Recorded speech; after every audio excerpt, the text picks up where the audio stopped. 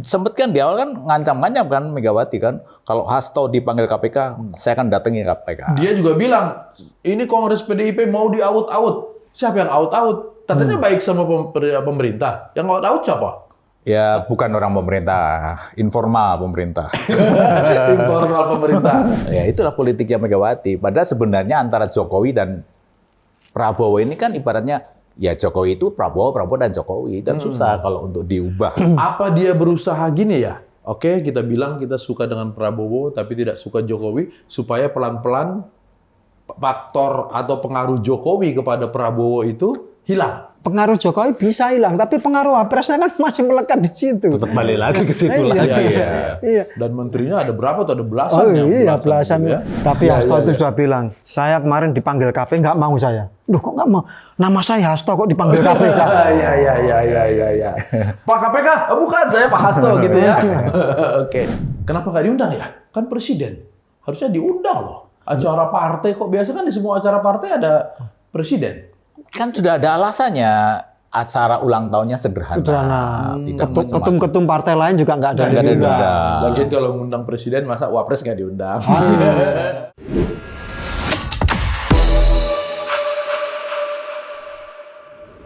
Ucapan terima kasih yang setulus-tulusnya saya sampaikan kepada seluruh rakyat Indonesia dimanapun kalian berada atas pelurusan sejarah Bung Karno tersebut. Ucapan terima kasih juga saya sampaikan kepada Presiden Prabowo Subianto yang telah merespon surat pimpinan MPR RI terkait tindak lanjut pemulihan nama baik dan hak-hak Bung Karno sebagai Presiden Republik Indonesia pertama. Megawati terima kasih sama Prabowo.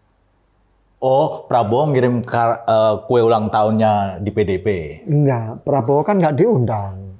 Kenapa nggak diundang ya? Kan presiden. Harusnya diundang loh. Acara partai kok biasa kan di semua acara partai ada presiden. Kan sudah ada alasannya, acara ulang tahunnya sederhana. Tidak macam-macam. Ketum-ketum partai lain juga nggak ada. Nggak ada diundang. Lagian kalau ngundang presiden, masa wapres nggak diundang? Ribet itu tuh. Surat pemecatannya masih ada. Masih hangat. Tapi emang ada rencana ngundang lagi nanti? Ada acara lagi? Logikanya begitu. Kongres kan yang pasti besar.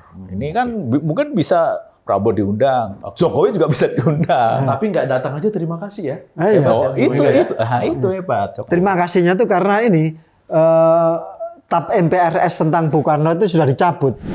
Hari ulang tahun PDI Perjuangan ke-52 ini sungguh istimewa. Mengapa? Sebab setelah berjuang dengan penuh kesabaran revolusioner selama 57 tahun. Sejak 1967 sampai tahun 2024.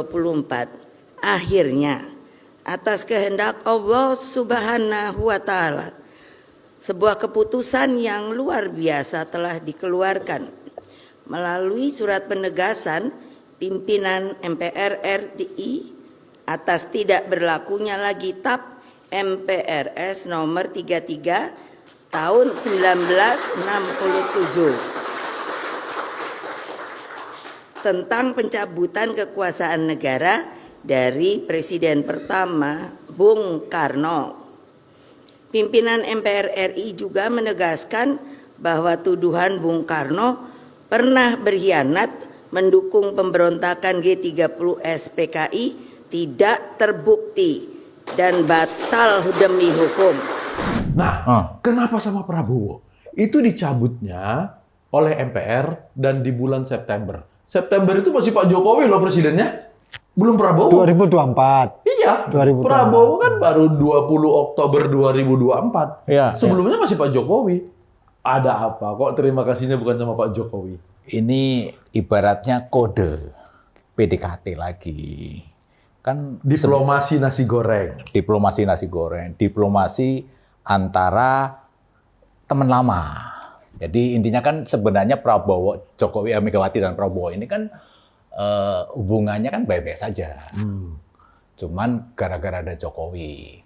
Nah, Megawati pun mengatakan bahwa dia kan meyakini bukan penganut oposisi.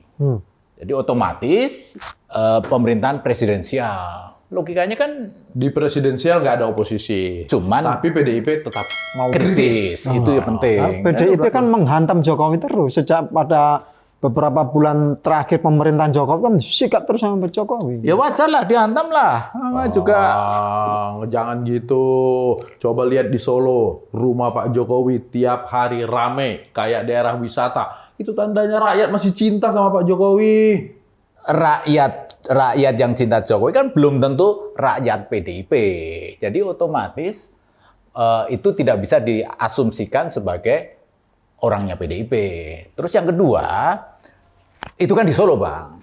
Di tempat tinggalnya Jokowi. Lah iyalah. Itu maksudnya tetangganya? Iya. Oh, itu bisa dari jadi mana-mana kok. Lah, Dari iya. daerah-daerah, selfie-selfie di situ. Itu kan ketularan. Kan kalau ngomong selfie-selfie ke sana kan jangan-jangan tujuan ke sana cuma untuk medsos, ya kan? Selfie-selfie masuk ke Instagram. Nah, coba bayangkan kalau dia ditinggal di Jakarta. Apa ya ada rakyat orang Jakarta itu pada berduyun-duyun datang ke situ. Oke, dari luar kota juga datang ke situ. Tapi harus diakui jejak Jokowi di pemerintahan Prabowo ini masih banyak. Apalagi wapresnya itu kan ya Jokowi Junior. Itu bukan cuma jejak ideologi, itu jejak biologi Jokowi itu. Iya. Bagaimana mungkin tidak suka Jokowi, tapi suka dengan Prabowo, padahal tadi masih banyak jejak Jokowi di situ. Ini kan sebenarnya agak aneh. Lu mau apa sih? Mau menyukai pemerintahannya saja, atau mau membenci Jokowi, atau bagaimana? Itulah politiknya Megawati. Padahal sebenarnya antara Jokowi dan Prabowo ini kan ibaratnya ya Jokowi itu Prabowo dan Jokowi, dan susah kalau untuk diubah. Apa dia berusaha gini ya? Oke, kita bilang kita suka dengan Prabowo tapi tidak suka Jokowi, supaya pelan-pelan faktor atau pengaruh Jokowi kepada Prabowo itu hilang. Pengaruh Jokowi bisa hilang, tapi pengaruh wapresnya kan masih melekat di situ. Tetap balik lagi ke situ Iya. lagi. Iya. Dan menterinya ada berapa tuh? Ada belasan Oh yang iya, belasan. gitu ya. Tapi gini, di internal PDI sendiri itu kan ini terkesan ya, ini ada dua faksi ya. Yang soft atau yang garis keras, gitu. Yang soft ya. itu Puan Yang Maharani, moderat. yang garis keras yang nyerang terus tuh Hasto gitu ya. Bahkan Sekarang Puan kemarin komentarin Pak Jokowi ngucapin selamat ulang tahun ke PDIP ya. iya. Nah, sekarang yang garis keras Hasto itu mau di Nah, gara-gara ngomong begitu, ini kan Hasto udah dipanggil KPK. Jangan-jangan kemudian Ibu Mega kelihatan mau baik-baik dengan pemerintah supaya jangan kemana-mana dong. Hasto juga jangan diapa-apain lah. Bisa nggak begitu? Ya bisa aja kan. Sempet kan di awal kan ngancam-ngancam kan Megawati kan. Kalau Hasto dipanggil KPK, saya akan datangi KPK. Dia juga bilang, ini Kongres PDIP mau di-out-out. Siapa yang out-out? Katanya baik sama pemerintah. Yang out-out siapa? Ya bukan orang pemerintah, informal pemerintah. Informal pemerintah. Tapi Hasto itu sudah bilang, saya kemarin dipanggil KPK nggak mau saya. Duh kok nggak mau? Nama saya Hasto kok dipanggil KPK. Iya. Pak KPK? Oh, bukan, saya Pak Hasto gitu ya. Oke. Saya nggak mau dipanggil. Nah, ini Kongres bulan April sempat ramai juga loh di internal PDIP. Karena Kan ada Effendi Simbolon, walaupun Effendi Simbolon sudah keluar sih dari PDIP. Dia bilang kan, sebaiknya Bu Mega mundur aja. Ngomongnya abis ketemu Jokowi lagi. Gimana Bu Mega nggak makin sebel sama Jokowi? nah ya Katanya minta saya ketum lagi, tapi anak buahku nek ngene kabeh moh. Wah, terus ada yang kepengen. Wah, gile. Mau nggak kalau sama yang kepengen niku? Ayo. Gitu aja ada yang di sono nggak ngomong, berarti dia mau. Effendi Simbolon dalam kapasitas apa ngomong nggak gitu kan? Nah, jangan-jangan gini Mas, sebetulnya suara-suara di dalam yang seperti Simbolon sebenarnya ada, tapi nggak berani ngomong. Kalau sudah keluar baru berani ngomong, kan bisa aja. Pakai corong orang yang di luar. Di gitu. luar. Nah, tapi apapun tetap saja Effendi ini kan tadi disebutkan Effendi Simbolon udah keluar. Dia baru ngomong kayak gitu setelah dia keluar. Artinya Kalau di dalam kena itu jewer, masih kompak, masih kuat. Siapa yang bisa menandingi kekuatannya Megawati dalam hal perjuangan dia, dalam hal sebagai ketua umum yang berkarisma di PDIP? Veto player dia itu ya. Orang mau ribut apapun, kalau Bu Mega sudah turun, semua Selesai. ikut Ibu. Pecah gesang Derek Bu Mega. Itu istilahnya orang Jogja, orang Jawa.